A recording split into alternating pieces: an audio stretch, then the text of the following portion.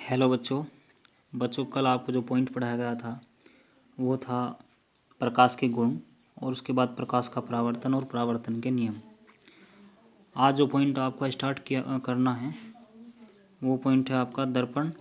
तो दर्पण किसे कहते हैं और दर्पण की क्या परिभाषा होती है, कितने प्रकार के होते हैं, ये सब स्टडी हम इसमें करेंगे। तो सबसे पहले समझिए एक बार दर्पण, इसको इंग्लिश में मिरर बोलते हैं। देखो दर्पण क्या है, इसकी डेफिनेशन देखिए।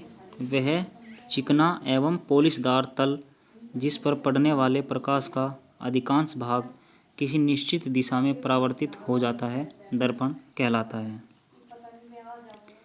दर्पण 3 प्रकार के होते हैं। सबसे पहला है समतल दर्पण, फिर है उत्तल दर्पण, फिर है अवतल दर्पण। तो सबसे पहले समतल दर्पण समझिए।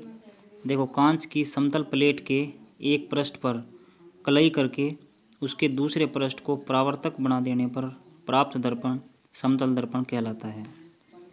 इसका जो डायग्राम दे रखा है चित्र 10.2, इस प्रकार से इसका डायग्राम होगा। और समतल दर्पण द्वारा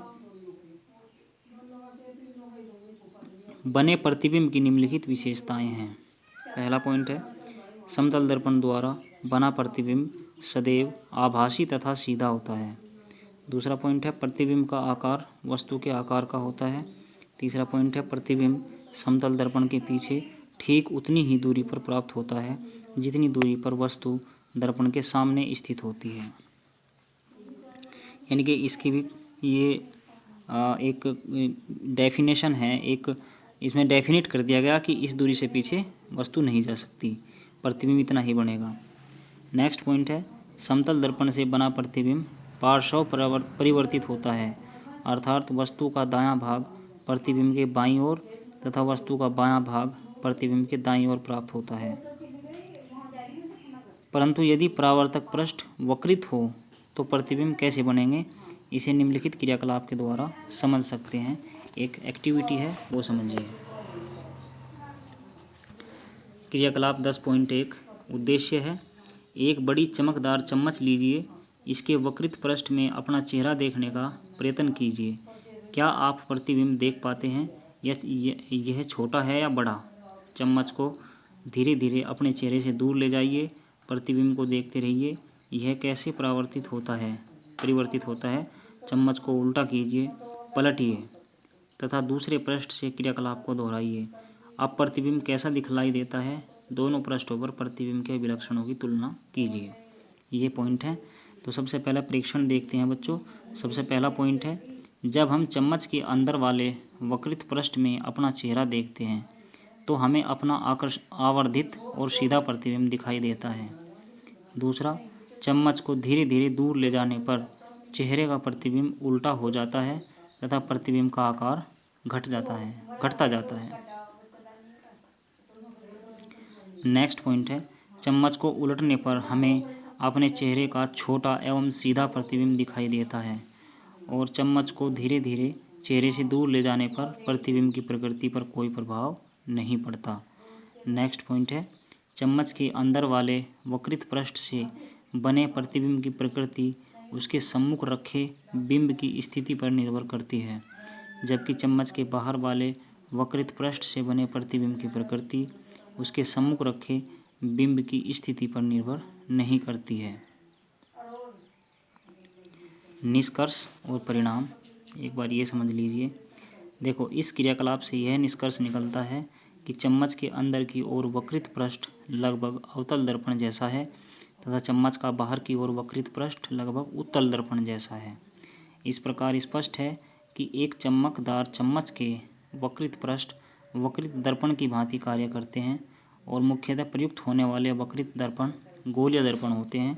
अब हम गोलीय दर्पण का विस्तृत अध्ययन करेंगे।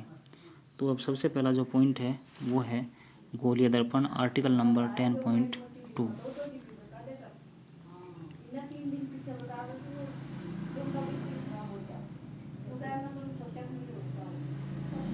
वे दर्पण जो कांच के खोखले गोले के कटे भाग होते हैं गोलीय दर्पण कहलाते हैं। गोलीय दर्पण बनाने के लिए कांच के खोखले पतले गोले के एक भाग को काटकर उसके एक तल पर पारे अथवा चांदी की कलाई करके उसके ऊपर लाल ऑक्साइड का लेप कर दिया जाता है। इससे इनका दूसरा तल परावर्तक तल बन जाता है। अब गोलीय दर्पण भी दो प्रकार के होते हैं।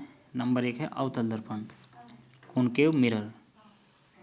देखिए, वे गोलीय दर्पण जिनमें उभरे तल पर कलाई होती है तथा परावर्तन अंदर की ओर दबी सतह से होता है, अवतल दर्पण कहलाते हैं। चित्र 10.3 ए, ये वाला, ये अवतल दर्पण है, ये परावर्तक तल है, ये कलई किया हुआ तल है।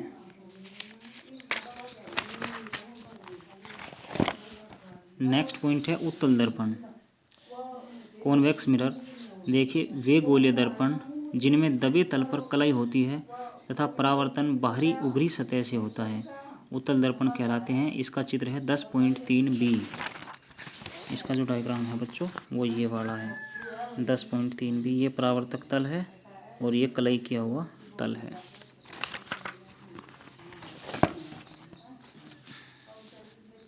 अब आप समझ सकते हैं कि चम्मच का अंदर की ओर जो वक्रित पृष्ठ है लगभग अवतल दर्पण जैसा है तथा चम्मच के बाहर की ओर का जो उभरा हुआ पृष्ठ है वो लगभग उत्तल दर्पण जैसा है।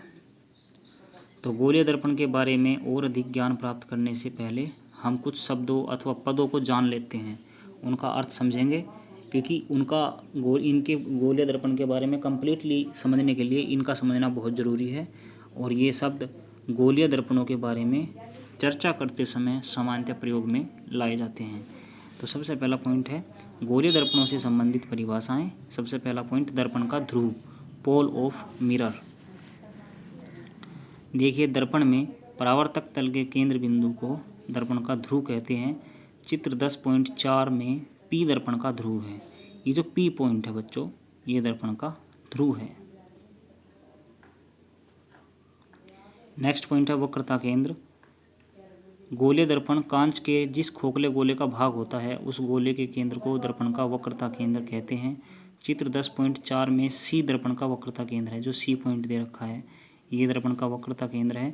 यह अवतल दर्पण में परावर्तक तल की ओर एवं उत्तल दर्पण में परावर्तक तल के दूसरी ओर होता है। नेक्स्ट पॉइंट है वक्रता त्रिज्या। देखिए, गोलीय दर्पण कांच के जिस खोखले गोले का भाग होता है उसकी त्रिज्या को दर्पण की वक्रता त्रिज्या, रेडियस ऑफ कर्वेचर बोलते हैं। इसे कैपिटल आर से रिप्रेजेंट करते हैं। ये त्रिज्या यहाँ से लेकर के यहाँ तक की दूरी जो है ये वक्रता त्रिज्या है।